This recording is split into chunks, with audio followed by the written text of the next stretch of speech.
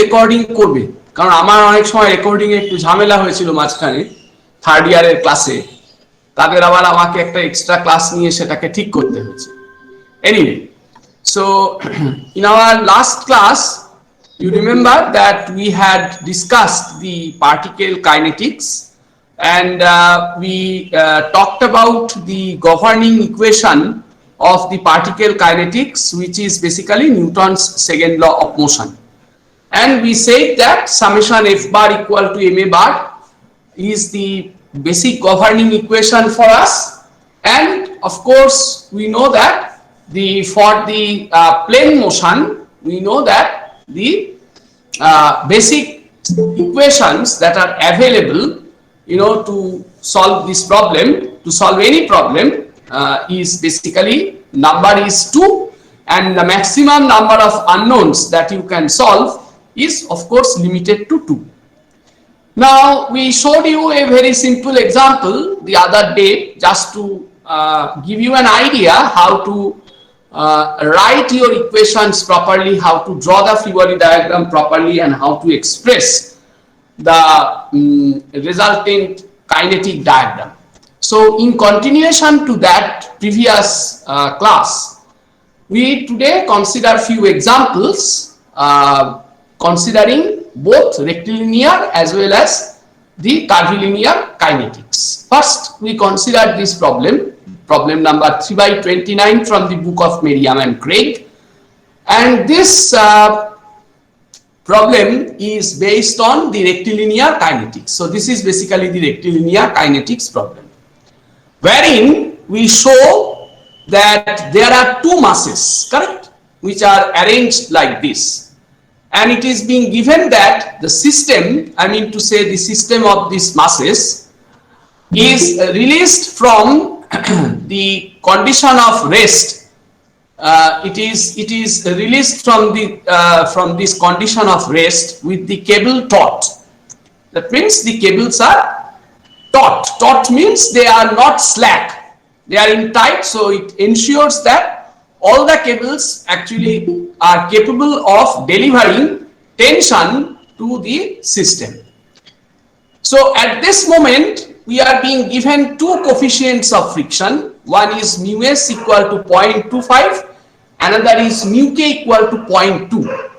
Now whenever in the question both the data of the static coefficient and the kinetic coefficient of friction are provided, then you have to be careful to analyze first the system, whether at all, if it is being released from the condition of rest, whether at all there is any motion of the system, correct?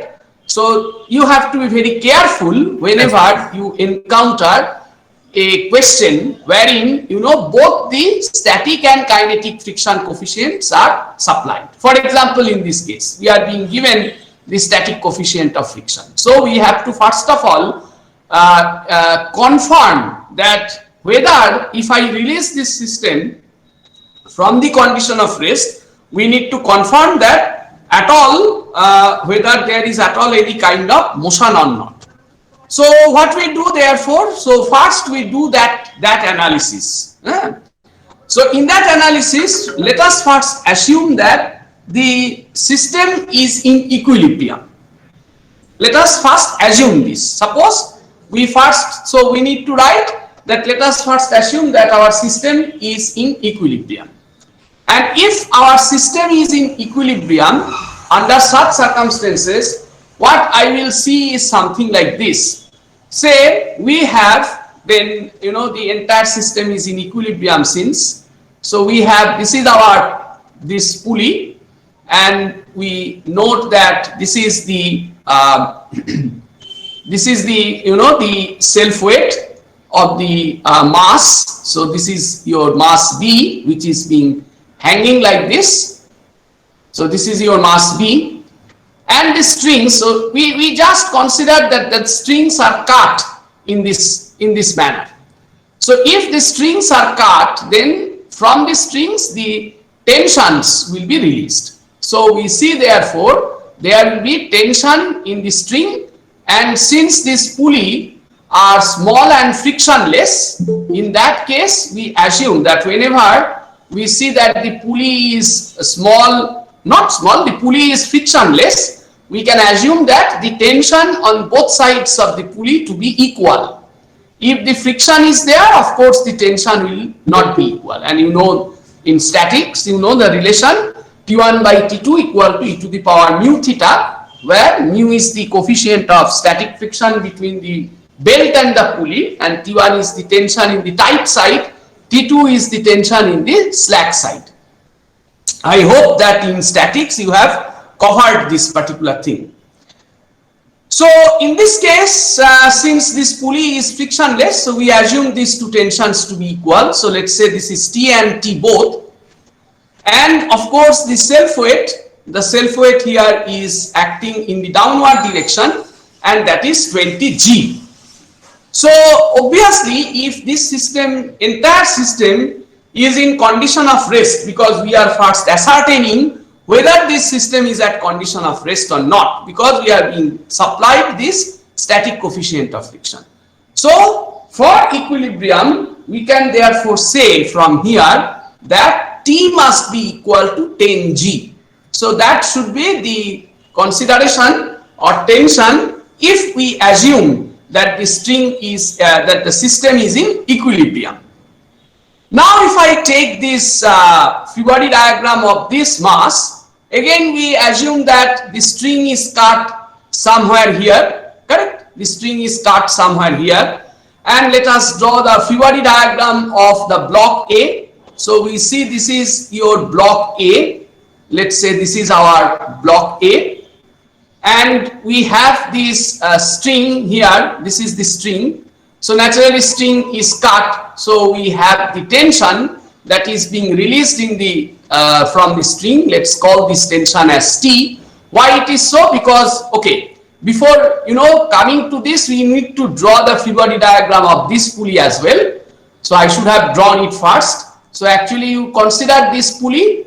So if I take the pulley here, this is your pulley, and we note that one side of the pulley we have the string going like this. So naturally this tension T will be there. So there is this tension called T, and this T and this T, they are Newton's third law action reaction pair, because you are cutting the string. So the tension here will now pull this string. So this will be, therefore this side string tension is being given by T.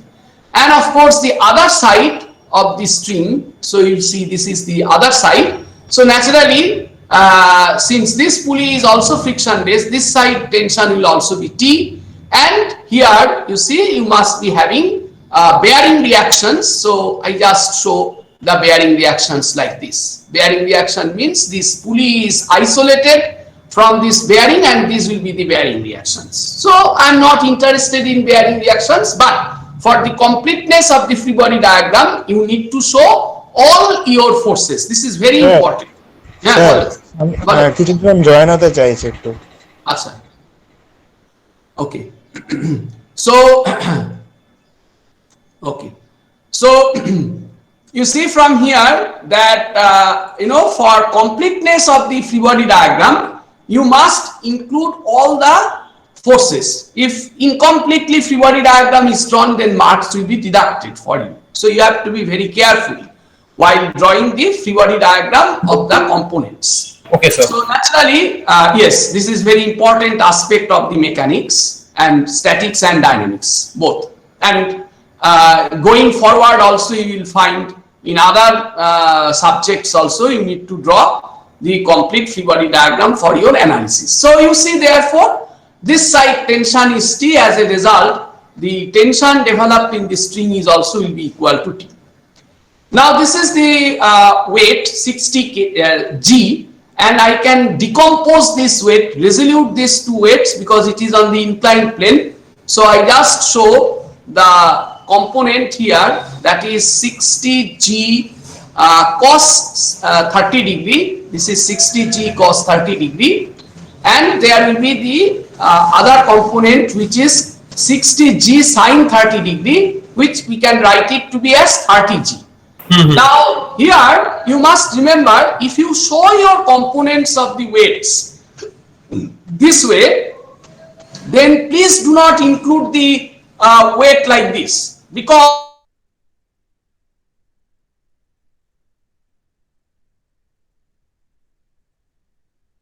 you are having three forces acting there. But actually what you are doing, you are actually taking the components of showing it, so you need not show their resultant diagram. Or if someone decides that okay, he will show the resultant, then you should take the dotted line components of these two forces. So this is a common mistake people often make. They show these components as well as they show the self weight. Then that means technically you have three forces acting there, which is completely wrong.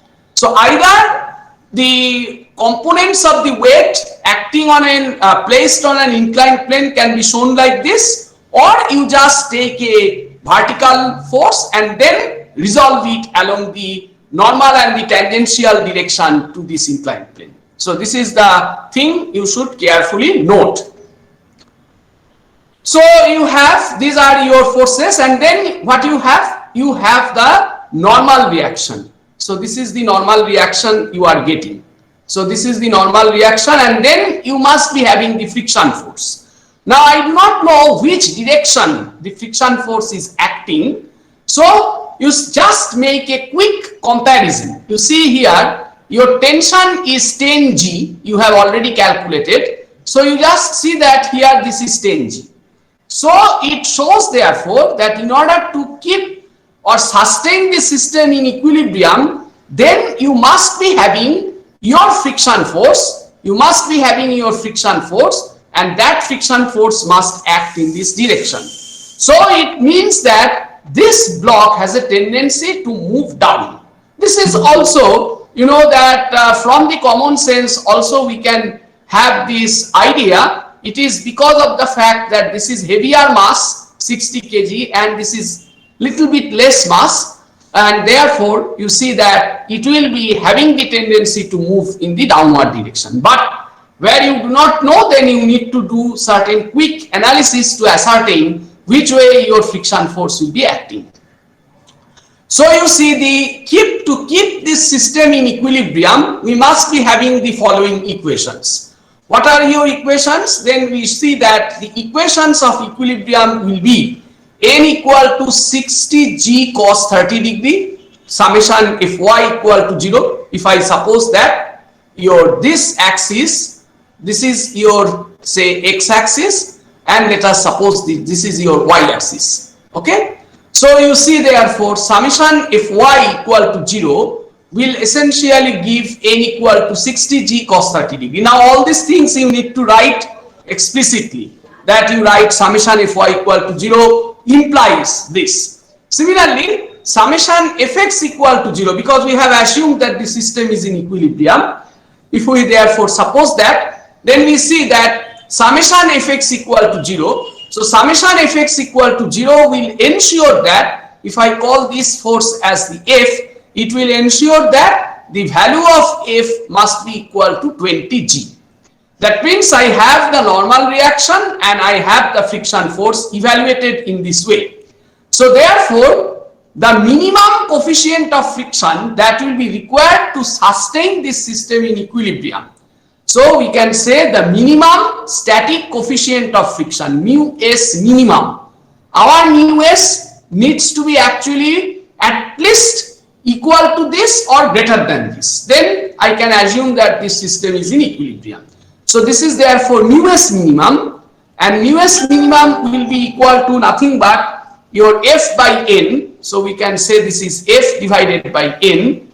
So that means that it will be, you know, 20 G divided by 60 G cos 30 degree, which essentially means that it will be 1/3 1 by 3 cos 30 degree. So this is the value mu s. So how much is this value coming out to be? So we can say it is 3 cos 30 degree. So oh my god. So I say that this is, this is cos 30, this is cos 30 multiplied by 3, it gives this value, and take the reciprocal of it. I find that it is coming out to be as 0.385. 9 is neglected, so it is 0.385. So we can say this is 0.385. So this is our requirement. So in order to keep the system in equilibrium, my mu s has to be at least equal to this to keep the system in equilibrium. So this is my requirement if the system is at all at the condition of rest. Now we see therefore that since this is mu s greater than or equal to 0.385, but now we have to see how much is the mu s value supplied to us. We see the mu s value is given to be as 0.25 only. So therefore we can make the conclusion that since mu s max, that is the maximum static coefficient available, is equal to 0.25, which is less than our mu s required. This is our mu s required, correct? Mu s required, you can say mu s r, mu s required. So it is less than mu s r. It shows therefore the system cannot be in equilibrium. So our conclusion is that the system is not in equilibrium. So it means that if I release this system from the condition of rest, the system will be in motion, and the motion is such that this one will try to fall down, and naturally if I look at this system, this one will try to fall down and this one naturally will try to go up. So I find that the system is in motion. So I now need to draw the free body diagrams correctly and solve the problem. So what is the problem? Problem is calculate the acceleration of each body. The answer can be 0 if the system is in equilibrium. So therefore don't fall in the trap that without doing this static analysis you start solving your problem. So calculate the acceleration of each body, and if you do not do the static analysis and try to solve the problem, you will be getting some answer, but that answer is physically not tenable. So you have to be very cautious when the static coefficient of friction data is being given into your problem along the side of your kinetic coefficient of friction. So that's why I have selected this problem to exemplify this point to you.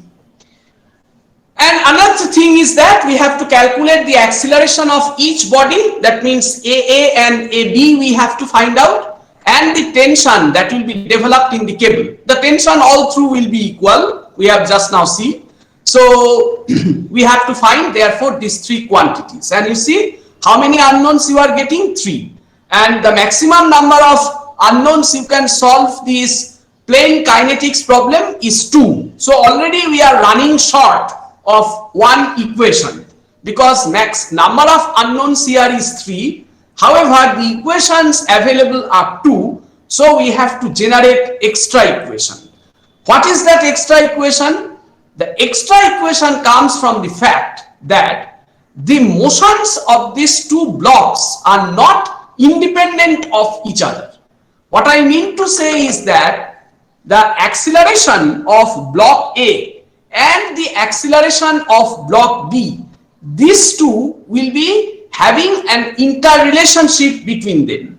So that interrelationship, that means this comes under the category of dependent motion, that means comes under the category of motion with constraints. So that third equation will be coming from that constraint or kinematic relationships between the accelerations of block A and that of block B. So that way I have therefore 3 equations available with me, and we have 3 unknowns, so it should be comfortable for us to solve the problem. Now I will not solve completely the problem. I will show you how to do it, and you need to complete the formality.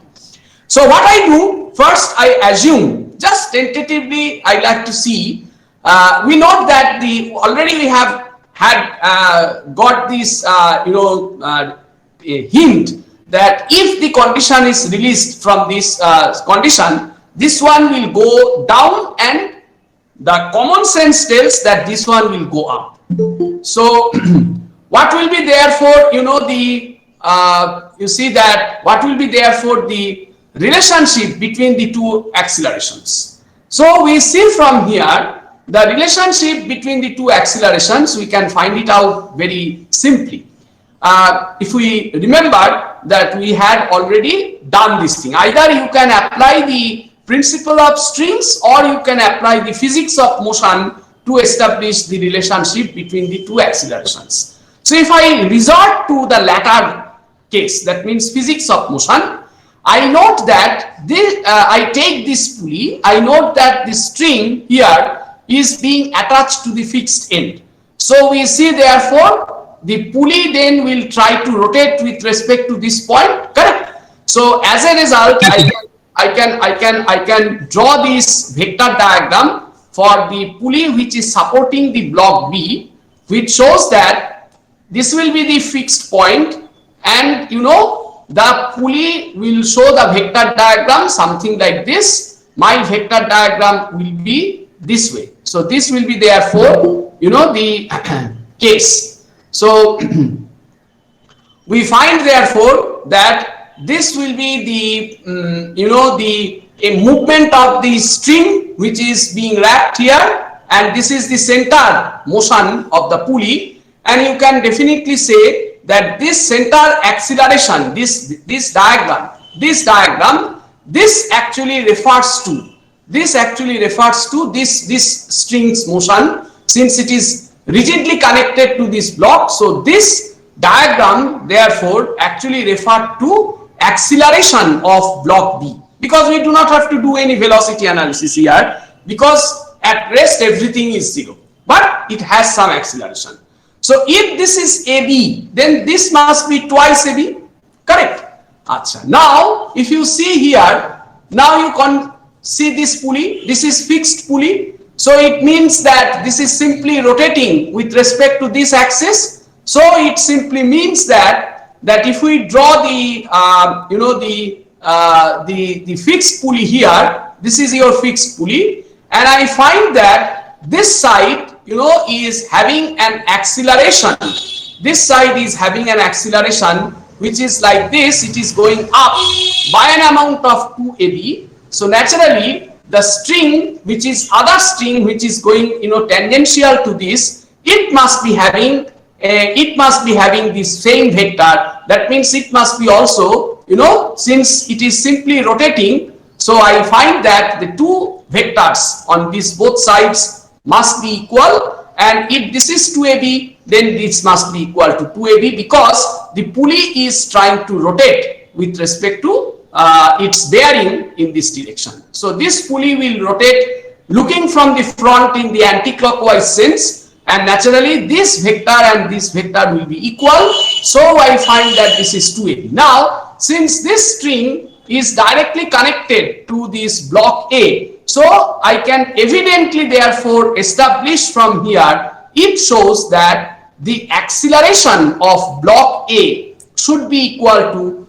2 times acceleration of block B, where I have assumed that the acceleration of block B is in the upward direction and acceleration of block A is in the downward direction, and this is that extra relationship I was talking about. This is the extra relationship I was talking about, and that extra relationship provides you the much desired third equation necessary to solve the problem. So therefore I call this equation number as equation 1. So this is going to be my first equation, which we can establish from the kinematics of motion. So the system is not in equilibrium, and you should write from kinematics of motion. You should write from kinematics of motion of pulley, of kinematics of pulleys, you can say. Kinematics of pulleys, we should write that this will be the case. Again, I am saying that you do not have to write history, but you need to supply the most, the plausible explanation in 1 or 2 sentences maximum. So I find this is our third relationship. Now I am going to draw the revised free body diagram for block B and block A both. So why revised? Because now we see that the system is in,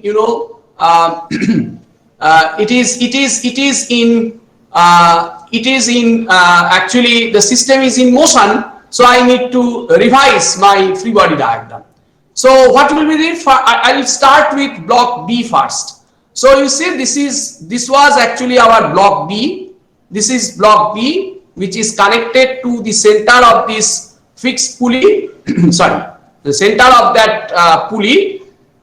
So this is the thing, and we note that these two sides tensions are all equal. So I cut the strings and release the tensions. So this will be therefore T. This will be also equal to T. So I call this as T and T.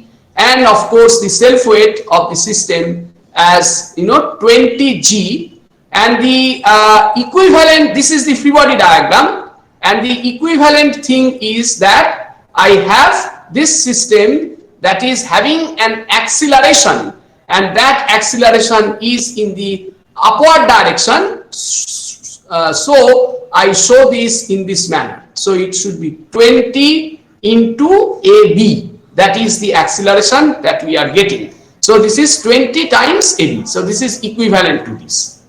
Now, at this point of time, I introduce another concept. What is that concept?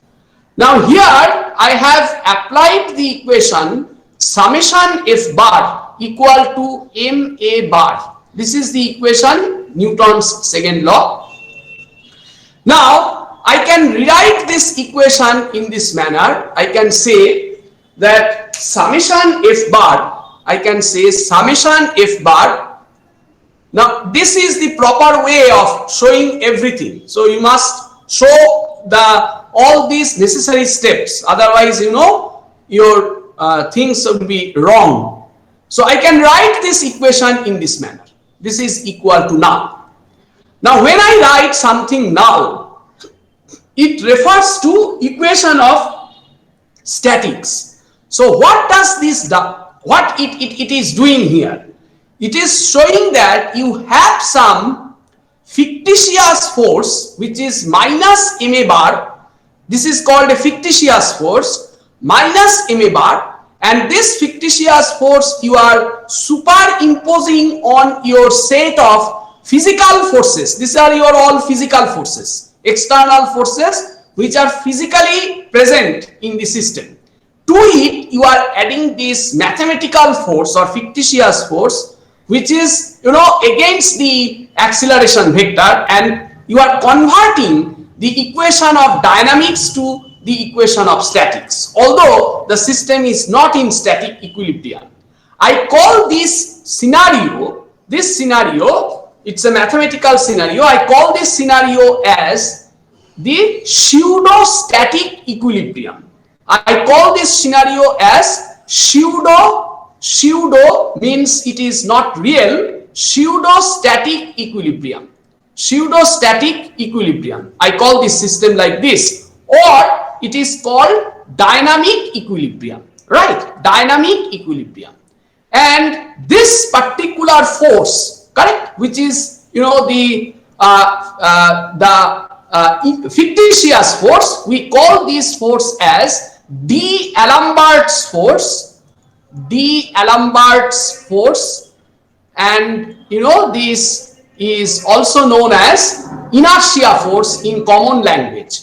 This is also called inertia force in common language. Actually, D'Alembert was a French scientist, and during those older days, mechanics is actually used to be the subject of mathematics, and people used to say, people like D'Alembert, people like Fermat, people like Lagrange, they used to handle the problems of mechanics purely from the mathematical point of view.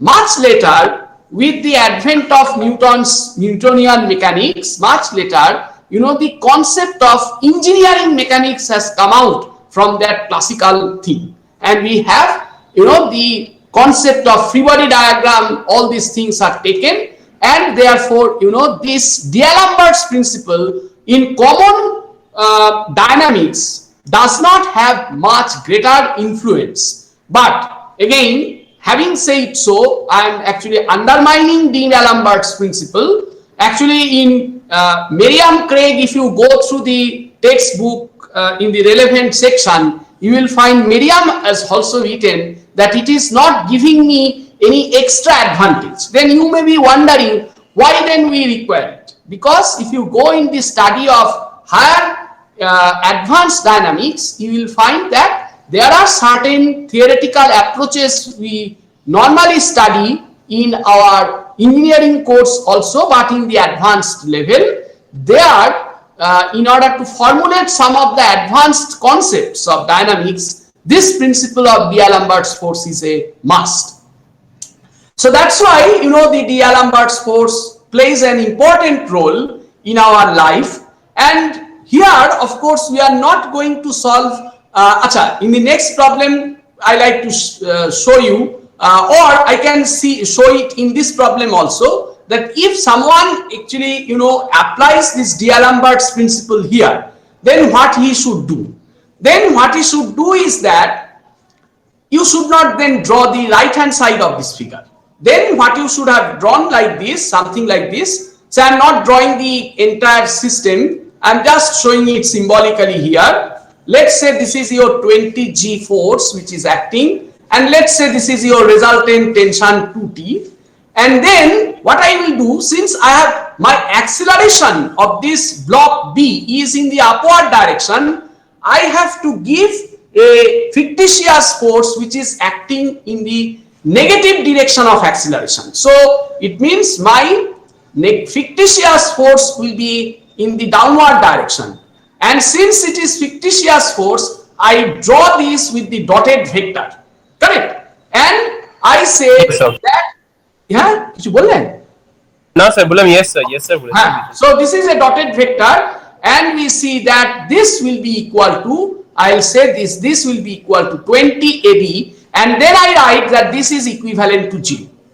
Then I write this is equivalent to 0. So it means that this entire system is in static equilibrium, pseudo-static equilibrium.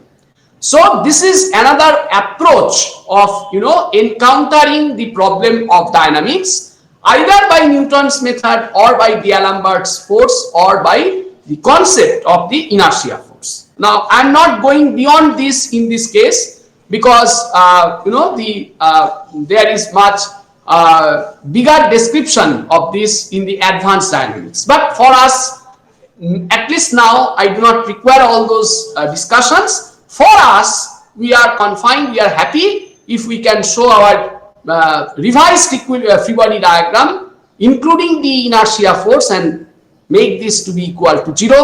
And of course, this is an imaginary kind of situation. However, if we stick to our Newton's method, I can see from here that I can write our equation in this manner. I can say that from this former free body, I can write that this is twice T minus 20G. This should be equal to, 20 AB. So we can say from here that the equation is basically T minus 10G is equal to 10 AB. So I can say this is our equation number 2. Already we have developed equation 1. So this is our equation 2. So we need to write the third equation. What is the third equation? Of course, the third equation will be coming from the free body diagram of the block A. You remember this is your block A, which was kept in this was its partial free body diagram in the statics case. So just repeat that one. But there is only one difference. That difference is what? You see, this is your block A. Let me draw first this figure. Then we include all the physical forces. That means these are your physical forces. 60G cos 30 degree, right? Then this is 60G sin 30 degree, which we can write 30G. 30G, this is the normal reaction, correct? Then we have the tension here, this is T, all are physical forces, and then we have seen that this system has a tendency to move down, so I have the friction force which is acting in this direction, and since there is motion, I can say that this friction force must be equal to mu k into N. Now since there is a motion, so it means that block A is sliding over the inclined plane, so we must use the concept of kinetic friction here, and I can write that since kinetic coefficient is here being given to be equal to how much? Now this is being given to be in the question, it is being given to be equal to 0.2, correct, absolutely correct. So in that case we can say that it is equal to 0.2 times N, 0.2 times capital N. So this is our friction force. And what is your equation now? What are your equations here? Equations, oh, of course we have not completed the thing. This must be equivalent to, say, if we stick to the Newton's method, then we see this is the center of mass of the block A, and I am having the acceleration towards down the plane. So this will be therefore acceleration, and how much it will be? This will be 60 times AA. But since I have A equal to twice AB, so I can write this is to be equal to 120 AB from equation 1. So from equation 1, I use the relationship and I say this is equal to 120, correct? Now you need to write your necessary equations of motion. So what are your equations of motion here? First of all, you see that you are getting summation Fx is equal to Max, okay? Now you see, suppose if I consider this direction as the x-axis and this direction as the y-axis, you must show all these things in your free body. Otherwise, just merely writing summation Fx equal to Max without showing the reference axis will not have any meaning. So these are some of the important things that you should remember while producing your solution. So you see this will be equal to, this will give us the thing. That means you need to systematically solve your problem. Don't do any scratch rough work while solving the mechanics problem. Then you will be committing much error. So you see this is minus 0.2 times capital N minus T should be equal to, this is 120 AB. So I can write this should be equal to 120 AB. So this is the equation you are getting. This is our equation. Then you have, of course, you have another unknown N. So I need to, resolve that unknown as well. So I take the, the equation summation Fy equal to, May, and this is 0. So this is the non-trivial equation I was referring to in our previous class when I explained everything. So this essentially means that your N minus 60G cos 30 degree, this must be equal to 0, or in other words, we can say that your N is equal to, it shows that your N is equal to 60G cos 30 degree. So you see now, you plug this value of N into this equation, correct? Now use the equation 2 to eliminate T, first find acceleration of block B. So what you have to do, you have to put this value of N into this equation, correct? So N being 60G cos 30 degrees. So essentially what it means 30G minus 60G into 0.2 means it will be 12G cos 30 degree. Please note whether I am making any numerical mistake or not. Minus T is equal to 120 AB. Now this is your third equation. See, this is your third equation that I am getting. This is your third equation I am getting here. So this third equation, call this equation 3. Now add these two equation 1, 2 and 3. So 2 plus 3 will give you directly it will give you directly what is your acceleration of block P. Correct? You have already decided its direction.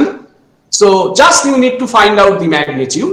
And once you know acceleration of block B, of course you can find out what should be acceleration, magnitude of acceleration of block A.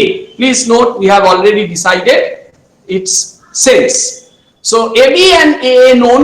Now you use any one equation. So from 2 you should be now, from 2 you should be able to get what will be the value of this tension that is developed in the string. So you see, this is how you need to systematically solve your problem and can find out what are your desired unknowns. So drawing the free body diagram, assessing the number of unknowns, assessment of the number of unknowns become very important. In fact, I said in the beginning of this problem, so while solving this problem, I said that the number of unknowns is 3 because I have tension, acceleration of block A, acceleration of block. In reality, here the number of unknowns is 4 because I have not taken into account this unknown normal reaction in my assessment. So actually the number of unknowns here is 4. The normal reaction between the block A and the block and the inclined surface, you can call this normal reaction as NA. You can call this normal reactions as NA. So refer it to as NA. So this NA is one of the unknowns. This is one of the unknowns. Apart from that, the unknown is T, the unknown is AA, unknown is AB. So actually there are 4 unknowns, but we have only 2 equations of motion. So we need to generate the relevant number of equations, to solve the problem. So this is how you can do it, and the assessment, proper assessment, the proper drawing of the free body diagram, all these things constitute the vital step for the part of your solution. And whenever you will be doing this, please remember that you need to show all of them very proper manner. So I hope this problem is pretty clear to you. I ask you to complete the last formality and check your answers with the answers provided in the book. Now, if you do not have any question in the solution of this problem, or if you have, please feel free to unmute yourself and ask me the question. Otherwise, if you do not have and you have understood this part, we can move on to our next example. Is it okay? Yes, sir. Yes, sir. Okay, thank you.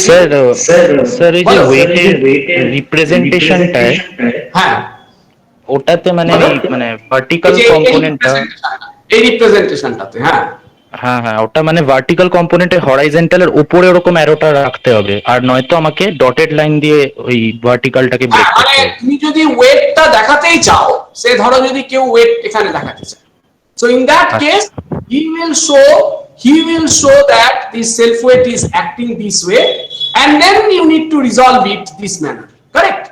Now earlier times, in your school days, I have seen the board works of the school teachers.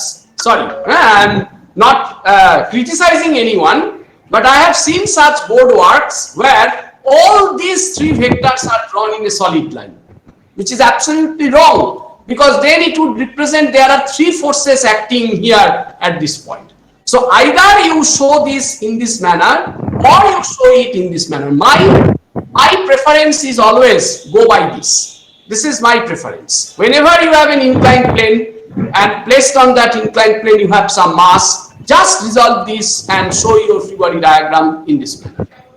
Is it মানে sir ওই common point থেকে ফোর্সটা বের হলে মনে হয় 3টে আলাদা আলাদা ফোর্স আছে, ওই জন্য যেটা বলছেন আর কি। এটাকেই সলিড লাইন করে দাও এখানে। Say instead of drawing this with a dotted line, if you draw these lines, then what will it mean? What it will mean? At that point there are 3 forces. Is it the reality? No. So therefore you have to be, just a common sense, nothing more than that. Yes. But you have to produce picture perfect solution in the system. So okay. Let's now move on to thank you very much for your question. Sorry.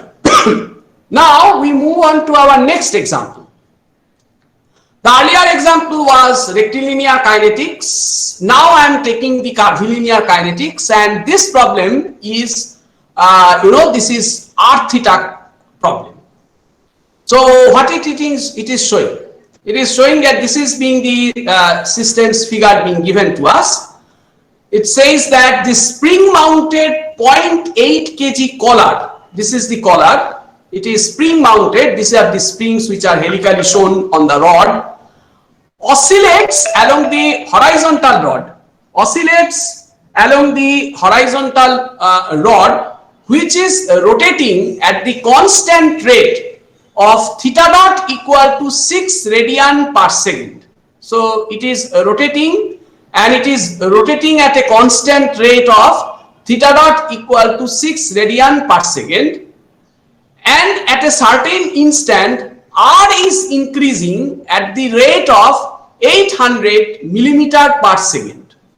So see, this is the sense, that means if you look from the top, the entire assembly is rotating clockwise with a constant angular velocity, and that constant angular velocity is theta dot equal to 6 radian per second. At the same instant, r is increasing at the rate of 800 millimeter per second. So it means that if any person is standing on this rotating platform, he or she will record this motion of the block A as the relative motion as viewed from a rotating reference frame. So it means the Coriolis component of acceleration is here always.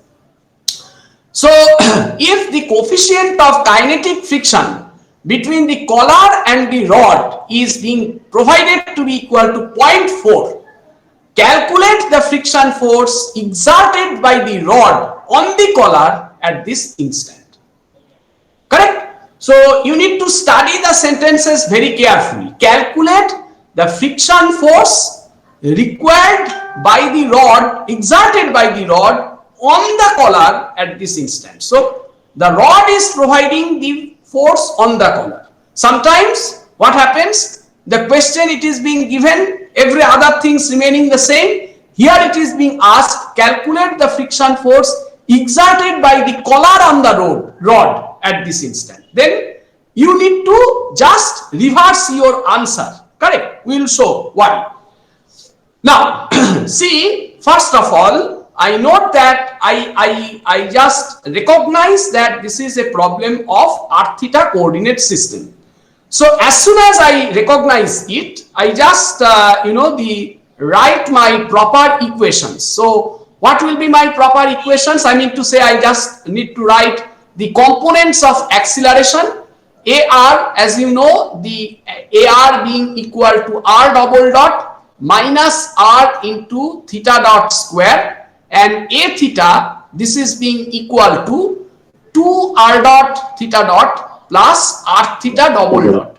Right? This is our equation. These are our equations. Now, since here in this problem, it is being given that this theta dot is constant. So essentially it means that for us, it is equal to 2 r dot into theta dot. Is it okay? So therefore this is the thing, right?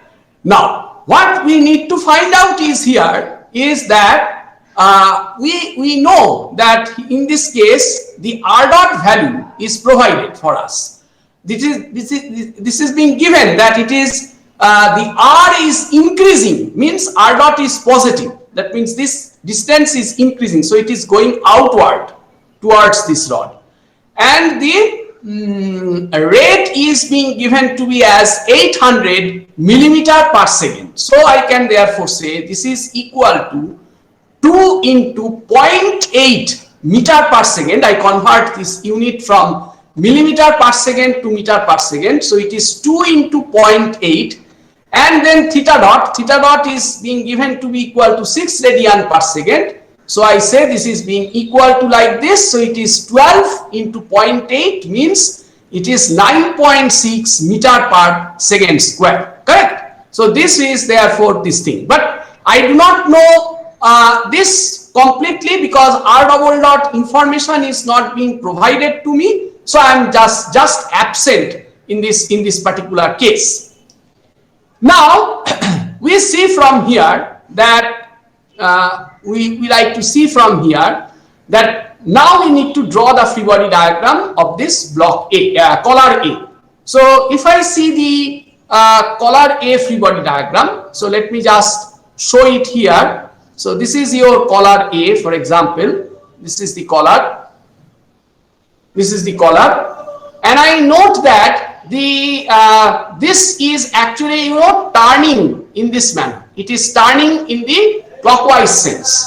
So since it is turning in the clockwise sense, and I must be having then the forces here. So what are the forces here acting here? So let's see, the forces which are acting here is of course the self weight, and it is being given how much is the mass of this collar. The collar mass is 0.8 kg. So it should be therefore 0.8 G force is acting. Definitely there will be a normal reaction from the bottom of the collar. So this is the normal reaction, capital N. That means if you take the side view, in the side view you will be able to see it properly. This is the side view of this collar. This is the side view of this collar, and you see that here the weight here is acting this way. This is your 0.8 G force, and the normal reaction will be provided by the inside surface of the rod. So sorry, inside surface of the rod. So it will be therefore this will be your normal reaction N. So this is the side view that shows you that particular thing. So in this direction it is not moving, so therefore this is in equilibrium. So the result is 0 here, right? This particular case, summation Fy, it's not having any acceleration. Now come to this. Apart from that, since you are rotating in the clockwise sense, so it means that your that means, say, if you draw the top view, let's say we draw the top view. So in the top view, what you will see is something like this. This is the circle, I mean to say this one, and this is the rod, correct? This is the rod.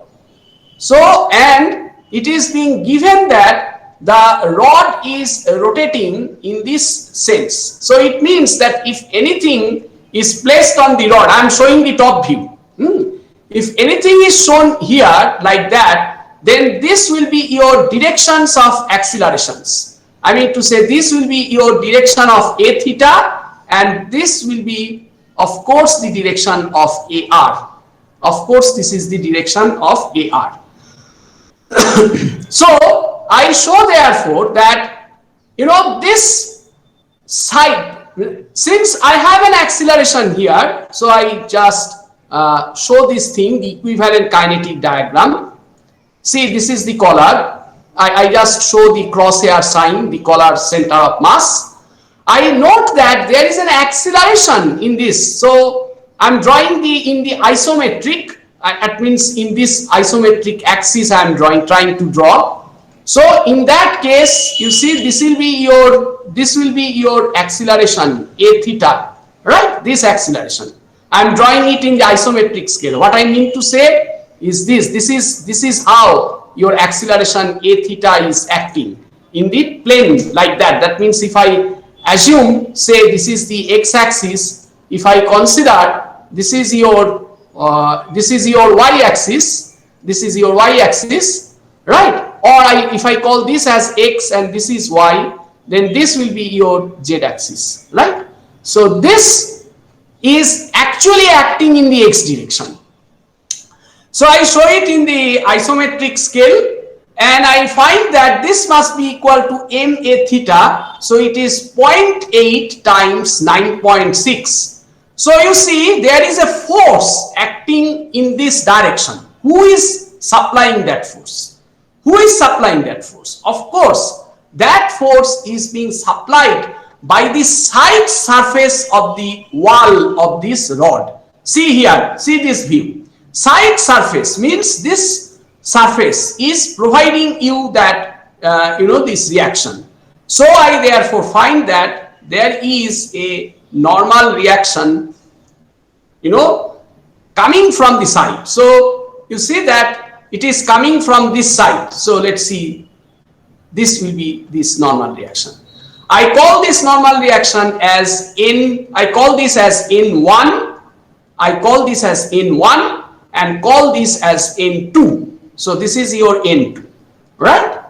And of course there is some acceleration in the R direction. So means in the Y direction. So this is where your acceleration is. This is how your acceleration is acting, right? How much is this acceleration? It is seen that it is equal to 0.8 times AR. Of course, I do not know AR. But I see that because of the whole thing, it is moving here. So relative to this rod, it is having a velocity. It is having a velocity in this direction relative to the rod. Because you say that your R is increasing. So it means there is a friction force which will oppose this velocity, and the friction force which will be always in opposition with the velocity. So as a result, your friction force must be acting in this direction. So this is your friction force F, correct? So this will be therefore your complete free body diagram of this case. Now we try to see the things.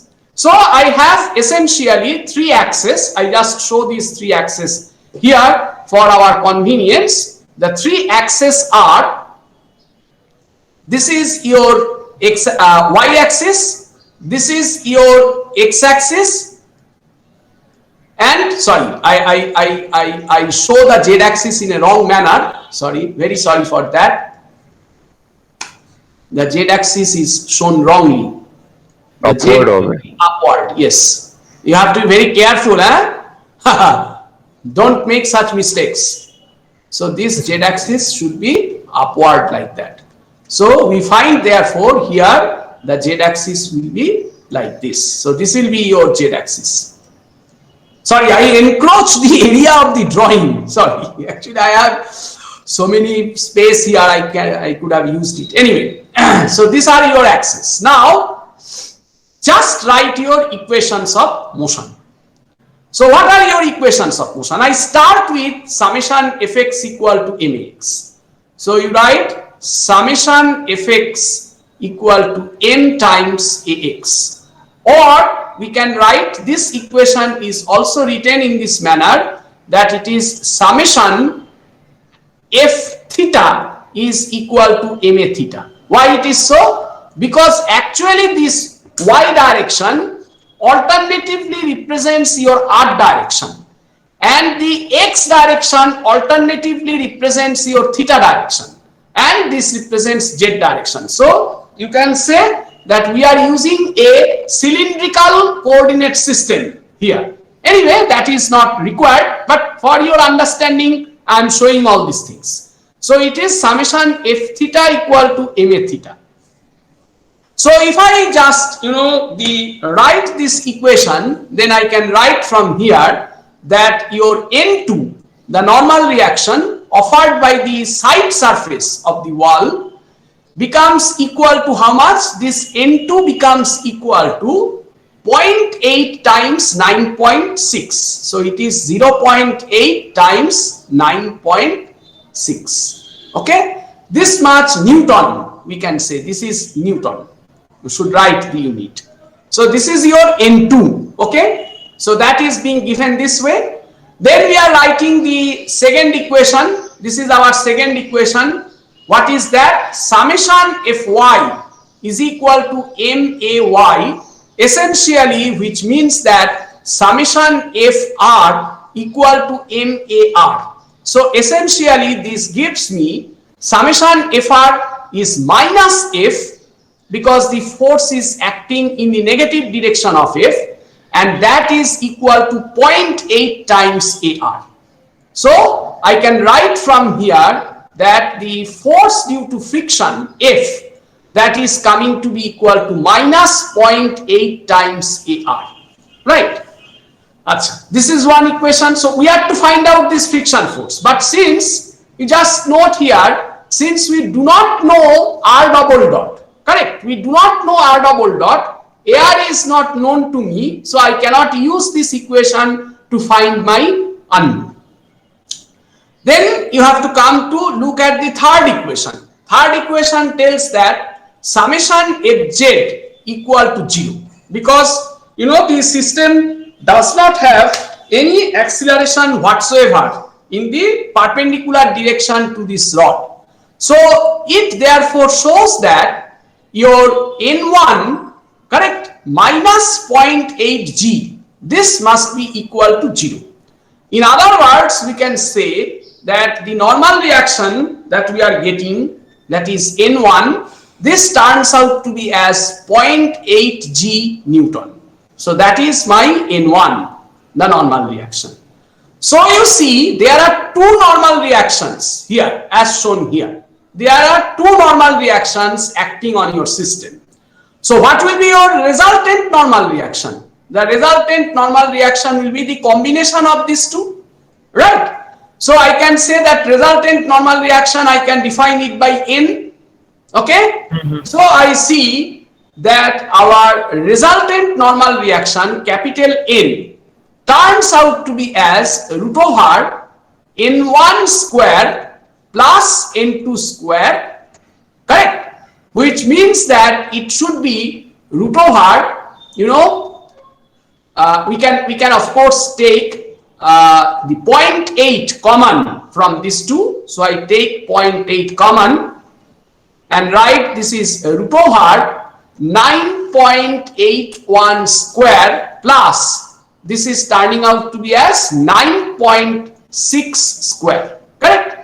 So you can evaluate how much will be this normal reaction, right? So you can do it like that. 9.81 square plus it is 9.6 square. The result is this. Take the square root.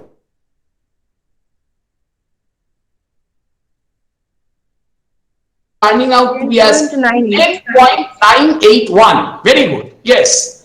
So the result turns out to be 10.9.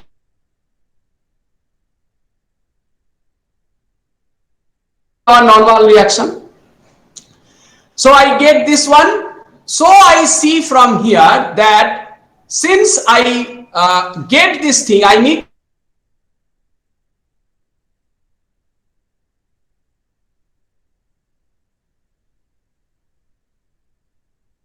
can write that the friction force Fk, the kinetic friction, becomes equal to, that means this, you know, here this was incompletely determined in this equation. So I can say this is equal to mu k times capital N, and I say this should be 10.981 times 0.4, so much of this. So going back to your calculator, just multiply it by 0.4. How much it is? 4.392. Very good. So the result turns out to be as 4.392 Newton. Just check the answer of the book and you just going by this, go to this section. See here, bring your this is how much, which problem number was how much? This is 3/79, তাই না? তাহলে 3/79 এ চলে এসো এখানে ঘট ঘট করে। This is you know, this is 3/26, so 3/79. How much you see? It's taken to be as F equal to 4.39 Newton. আমাদের কত বেরিয়েছে? আমাদের বেরিয়েছে 4.39 নিউটন। ঠিক আছে, তার মানে আমাদের অঙ্কটা okay, that's number 1. And here there is a hidden question here. What is that hidden question? Can you tell me? What is the hidden question here? Can anybody tell me here what is the hidden question?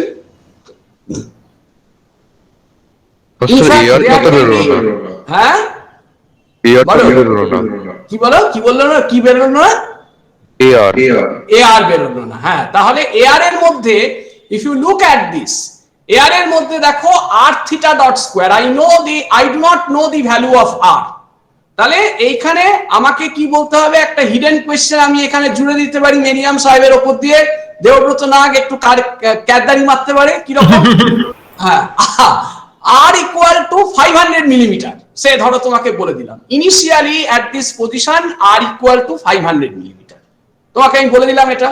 তাহলে you know the value of R, তোমাকে আমি বার করতে বললাম at this instant calculate R double dot, ঠিক আছে, calculate R double dot. তাহলে কি করে করবে দেখো, you know then partially the expression of AR, correct, because R is being given to be equal to say 500 millimeter মানে 0.5 meter, so AR is therefore partially known। সুতরাং এইখানে যদি তুমি চলে আসো, come to this equation, now you substitute here, now you know the value of f you already know, so use this equation to find out R double dot, correct, because this value of f is known, divided by 0.8, set it to be equal to minus within bracket r double dot minus r theta dot square.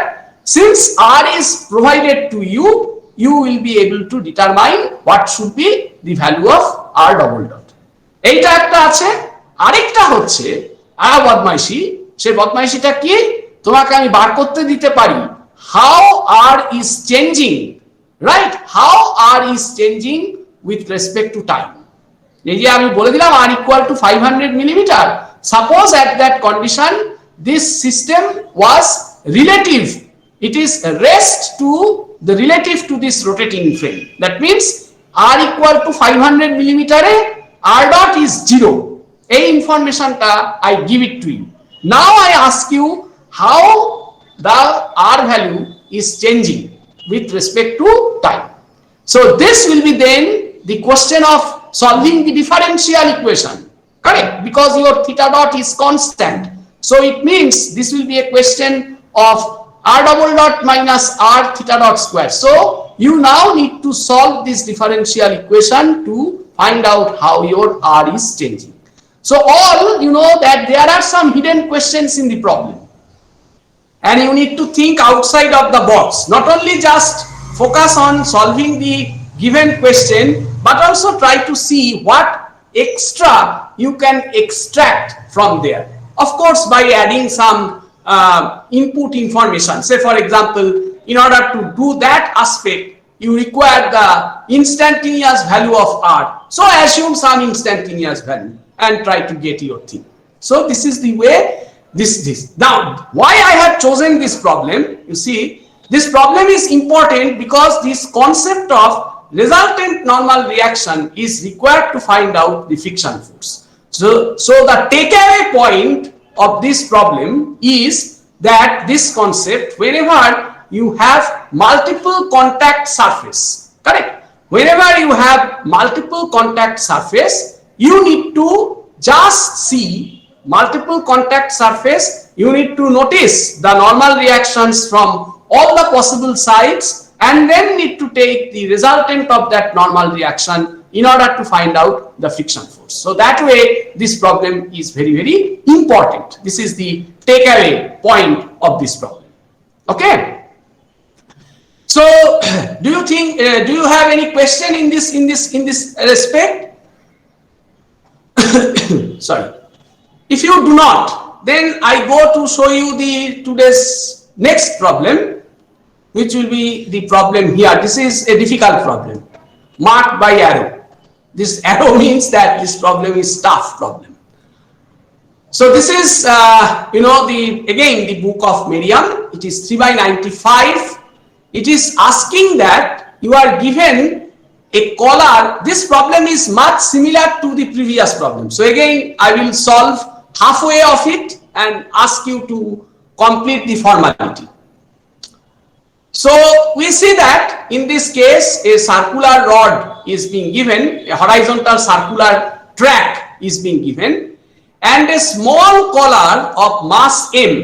This is the small collar of mass m, considered it to be a particle, is given an initial velocity of magnitude v0 on this horizontal circular track fabricated from a slender rod. So this is made of a slender rod and it is moving on that. Okay.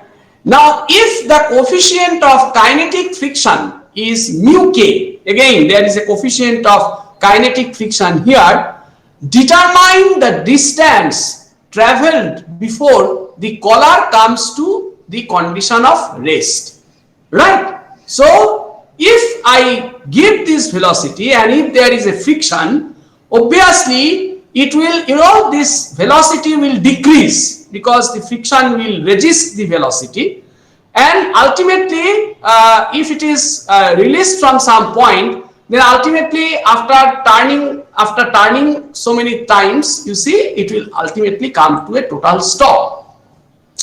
So this problem can be viewed as the your r theta problem, as well as it can be viewed as the normal tangent coordinate system. I like to look at it in this case the normal tangent coordinate system, because this is the coordinate system which I have not discussed. Its kinetics I have not discussed so far. So therefore I just take the top view, or rather I use this diagram to show you the your axis. So you can see that this is your tangent axis, this is your t axis, we can say this is the t, and perpendicular to it and going through the center, you see this will be your normal axis. So this will be your normal axis. So this is n and this is t, right?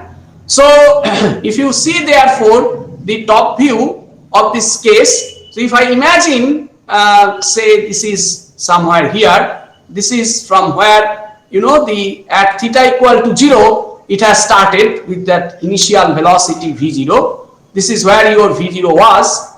Let's see that it has already turned by an angle of theta, and at this position we are trying to see it. So I see this will be its tangential axis, this will be its tangential axis, and this will be its normal axis. This will be its normal axis, correct? So this is n and this is t. So quite naturally I can therefore say that my an here will be how much? Let's see this an. So suppose at the instant when it rotates this by an angle of theta, let us suppose at that instant the instantaneous velocity is v. Because your v is not constant, it is going and changing every time. So you see you can write an, the normal component, that will be equal to how much? We can say that it is equal to v square by rho, and we can write it as v square by r. Okay, this is v square by r. And what about your at? At I do not know, correct? So at is dv dt. So at we can write it is dv dt, or we can write this is equal to d2s, dt2s being the arc length of this circular track, d2s dt2, or we can write it to be equal to v dv ds, right? So I write all these three alternative forms because I do not know which form will become important for us. Now at this point, let me draw the free body diagram of this block. So we see therefore again it is looking like a three-dimensional problem. So I say this is nt, and I can consider that there is a perpendicular direction. So let's say this is your z axis. This is your z axis, correct? So we just see from here, we just see much like your just the previous problem. So it will give you some idea. This is pretty similar to the previous one. Only thing I have changed the coordinate. And here, if you look, what are your your forces which are acting? So of course, this is the self weight that is acting.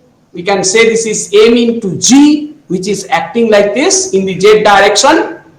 There will be a normal reaction offered by the bottom surface of the rod, or you see that view that I had shown in the previous figure. Let's call this as N1, right? and there will be, you know, friction force, and that will oppose the motion of velocity. So this will be your friction force F, right? And this will be there, and also there is a side normal reaction offered by the side wall. It is because that you need to supply this acceleration in this direction. So this is N2. So we know that this is being equivalent to, this is your collar, this is equivalent to the tangential acceleration here. This is your ma into t, we can say, and then its normal acceleration, which I say this is m into an. So therefore these will be your equations. Is that okay? Now sir এম গুলো তো আসবে না, কোনগুলো M গুলো m, হ্যাঁ আগে তো আমরা দেখাইনি, মানে লাইক এম এম এর গুলো তো ফোর্স হয়ে যাচ্ছে। হ্যাঁ এটা তো ফোর্সই তো, এটা তো ফোর্স ডায়াগ্রামই তো। ওকে ওকে, এটা তো ফোর্সের রেজাল্টেন্ট অফ দি ফোর্স, তো ফোর্সই হবে না। এই যে এখানে 0.8 ইনটু 0.8 এই যে গুণগুলো করেছিলাম, এগুলো কি? হ্যাঁ হ্যাঁ, ইয়েস। তুমি ফোর্সের রেজাল্টেন্ট বের করছো, সেটা ফোর্স না হয় তো অন্য কিছু হতে পারবে না, তাই না? So this is the thing. So it must be therefore something like this. So is it okay? Yes Now, okay. So now we say that I just go on writing my equations. Summation Fn is equal to MAN. So that gives me the equation. It gives me the equation that n direction there is the normal reaction, N2 must be equal to mv square by r. Okay, this is the N2. The second equation we are getting summation Ft is equal to mat. That gives me that minus f is equal to m times at. So I just write it like at because I do not know which form will be there. And then thirdly we have summation fz equal to 0. So that gives me the equation that n1 should be equal to m into g. So we can see from these three relations that your resultant normal reaction from these two will be how much? That is n, that will be equal to root over n1 square plus n2 square. Correct? So it means therefore if you take your m common, you can say that this is square root of v to the power 4 by r square plus this is turning out to be as g square. Okay, so that will be your equation, or you can write it this way by taking this r square common out of this. You can write this is m by r is equal to into v to the power 4, or you can say v square whole square plus gr whole square. This is how I write this equation. That is giving me the value of n. Now minus f equal to mat.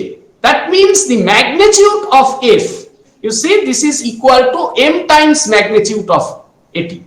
And we know that magnitude of f, because the relation f is equal to mu into n is not a vector relationship, right? It is a scalar relationship. So I can use the magnitude. Forget this negative sign and can say that f must be equal to mu k times, you know, this n.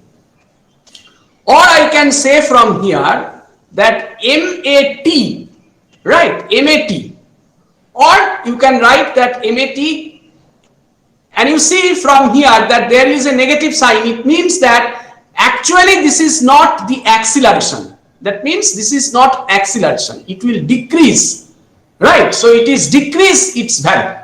So what you can say from here, you can retain that negative sign to indicate that it is decreasing. that indicate that this is basically decreasing, that means dVds is negative. To indicate that, you can retain that negative sign and can say this is minus MAT equal to mu k, that means m times mu k. I retain this negative sign to indicate that this dVds is basically a negative quantity, because your velocity will be gradually decreasing as your s increases. S is increasing from this direction. This is the reference point, and from here actually, this is from here actually you are measuring your s. This is your reference point. This is the reference point. Okay, so you are measuring from there. So you can write from here that AT, or I can say minus V dVds, right? Because we are interested to find out the distance s. So I write minus V dVds is equal to, your mm gets cancelled from either side. So you can write that this being equal to 1 by r into root over of V square whole square plus GR whole square, correct? So this is the thing you can write. So we can say in the next page, if we go, just look at this and can say from here that I club this V dV as half of, just write minus half of dV square is equal to, we can say that it is equal to ds, sorry, we can say this is ds by r into square root of V square whole square plus GR whole square, correct? So I can write from here that I can say minus d of V square, right, divided by root over separation of variables V square whole square plus GR whole square becomes equal to minus 2 by r into, this is minus, mu missing আছে there is a mu missing, na? Yes, mu k missing আছে yes, absolutely correct, absolutely correct you are. তাহলে কোথায় বলো তো mu s টাকে miss করলাম এখানে, ma 1 by r আর এর এর ওখানে উপরে আর এর উপরে r এর r এর উপরে উপরে হবে? নিতে হবে। এই না না কি করলাম দাদা, ভুলভাল করেছি। হ্যাঁ স্যার আর এর উপরেই হবে মানে স্যার m mu কে তারপরে n টা গুণ করতে ভুলে এক গেছে। সেকেন্ড দাদা, এক মিনিট, আমি ঠিক করে দিই, দাঁড়া। MAT এটা হবে মিউ কে ইনটু n, কারেক্ট? এইটা হবে মিউ কে ইনটু n, মিউ কে ইনটু ক্যাপিটাল N, এই তো? তার মানে এইখানটাতে তোমার মিউ কে থাকবে, এই জায়গাটায় মিউ কে থাকবে, তাই তো? You are happy now? This is Yes sir. Yes sir Yes, you must be happy. Now I have already used double negative, please do not use that. So we have this relationship, correct? Yes. Now it is it is coming under standard integral, তাই না? Integration dx by root over x square plus a square, integration dx. Sir ds টা miss করেছেন। Oh yes, correct, thank you. So now this integration looks like integration dx by root over x square plus a square. So we know that this result is what? This is ln x plus x square plus a square, তাই না? Plus c. Yes. কি? Yes, sir. অথবা you can do it in this way. This is the result we can get, or what we can do is that you can put x equal to a sine hyperbolic theta.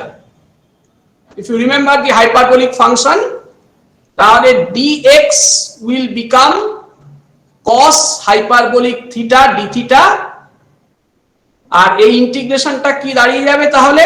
Integration cos hyperbolic theta d theta, oh sorry, এটা a হবে না, এখানে একটা a missing, so this a is there, a cos hyperbolic theta R sin square hyperbolic theta plus 1 মানে হচ্ছে cos square hyperbolic theta, মানে এটা cos a cos hyperbolic theta. Hyperbolic function জানো তোমরা?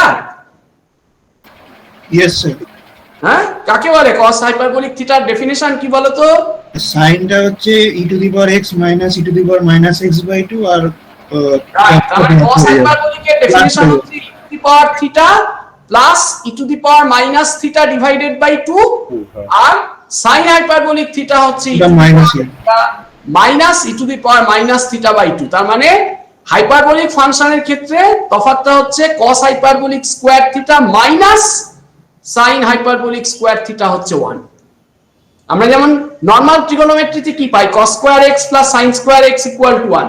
হাইপারবোলিকে এইটা মাইনাস, তার মানে এখানে যখন এটা root over a square whole into 1 plus sin square hyperbolic theta হয়ে গেল, sin hyperbolic square theta হয়ে গেল, তার মানে আলটিমেটলি এটা দাঁড়ালো হচ্ছে cos hyperbolic theta. তার মানে এটা কি দাঁড়াচ্ছে? এটা দাঁড়াচ্ছে হচ্ছে সিম্পলি থিটা। তো থিটা মানে কি? থিটা মানে হচ্ছে sin hyperbolic inverse x by a plus c. তো তুমি এইভাবেও এক্সপ্রেস করতে পারো অথবা you can express it in this way. হ্যাঁ, এটা আর এটা একই কথা। কারণ কি, তুমি sin hyperbolic তুমি যদি এখান থেকে বের করতে চাও, তুমি যদি দেখো যে তোমার এইটা তোমার যদি ডেফিনেশন হয়, তুমি যদি এবার এটাকে ইকুয়েশনটাকে সলভ করো, you will be getting this relationship. তাহলে আই ক্যান ইন্টিগ্রেট ইট। তাহলে আমরা যেভাবেই করি না কেন আমরা ইন্টিগ্রেট করতে পারি, and integration will be something like this integration will be something like this. তাহলে ইনিশিয়ালি এর ভেলোসিটি ছিল হচ্ছে v0, ফাইনালি এর ভেলোসিটি হচ্ছে 0, ইনিশিয়ালি s ছিল 0, final s is s. So now I can solve this integration and can find out what will be the expression of s. That means how much will be the distance that we require to cover in order to, this thing comes to total stop. So if you go to this, the answer to this problem is being given here. কোথায় গেল এটার আনসারটা? কত ছিল? Problem number কত এটা দেখালাম? This is 3 by how much? 95. So yes, 3 by 95 means where it is? 3 by 95 means it is down the line. Yeah, 3 by 95. See, এই দেখো এই যে ln, তার মানে ওরা হাইপারবোলিক দিয়ে উত্তর দেয়নি, ওরা ln দিয়ে উত্তর দিয়েছে। মানে এই ফর্ম দিয়েই answer is provided. I mean to say this form they have used to give the answer. Yes. So you should be able to solve this problem now. তাহলে আমরা why I show this method, this problem. I like to show this problem to you to bring to your kind attention that the problem of dynamics, I mean to say problem of kinetics can be ultimately boiled down to the problem of kinematics, because ultimately you are calculating the velocity. So velocity is not a kinetic parameter, it is the kinematic parameter. So this is a problem of kinetics converted to the problem of kinematics. Actually, there are two ways. One is from kinematics, you can go to kinetics. That's the easiest problem. All the previous problems were of this category, where we know the kinematics and I then determine the kinetics. See the previous problem.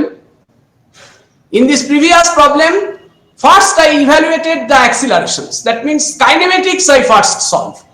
To this previous problem also I have followed the same thing.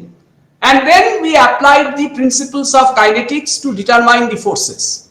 Now this last problem which I show is called the inverse problem of kinetics. This is called inverse kinetics. Inverse kinetics means is what? I know the forces because here all the forces are known to me, and then I reconvert that force equation to the corresponding differential equation. You see, this is a differential equation, and then I started integrating this differential equation to establish the relationship between the kinematic variables in the system. So with these three problems, today's three problems, I tried to show you, because you know in the class I cannot solve all the problems, right? Because class timing is limited. So within this specific class timing, I need to choose certain problems which will show you the maximum characteristics of this chapter. That is why I need to carefully pick up the problems. I do not pick up these problems randomly. Before starting the class, I spent time to select which problem I will show, because I first solve those problems myself, and then I see that these are the concepts that are the takeaway points connected to this problem, and I like to discuss them, because otherwise I need to show n number of problems to to focus on these basic things.